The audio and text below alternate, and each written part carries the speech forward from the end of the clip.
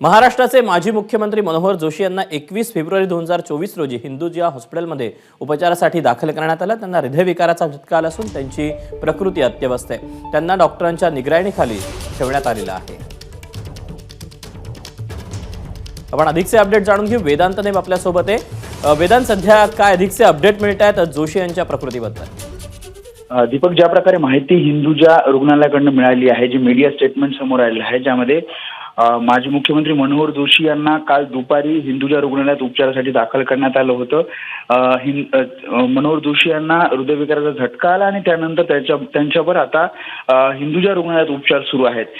जी माहिती या media statement देण्यात मध्ये आलेली आहे, त्यामध्ये त्यांची प्रकृती अत्यवस्थ आहे, सध्या ते ICU मध्ये आहेत आणि डॉक्टरांच्या निगराणीखाली सर्वोत्तम वैद्यकीय सेवा आणि उपचार त्यांना दिले जात असल्याची माहिती आहे। आपल्याला आठवत असेल तर मे महिन्यात सुद्धा अशा प्रकारे त्यांना ब्रेन हॅमरेजचा त्रास होत होता, तेव्हा हिंदुजा रुग्णालयात त्यांना उपचारासाठी दाखल करण्यात आलं होतं। मात्र त्यांची प्रकृती स्थिर झाल्यानंतर त्यांना पुन्हा एकदा डिस्चार्ज देण्यात आला होता आणि त्यानंतर पुन्हा एकदा त्यांची प्रकृती, त्यांना तब्येत ठीक वाटत नसल्याने काल दुपारी उपचारासाठी पुन्हा एकदा हिंदुजा रुग्णालयात ऍडमिट करण्यात आलं आणि त्यांच्यावर आता उपचार सुरू असल्याची माहिती आहे।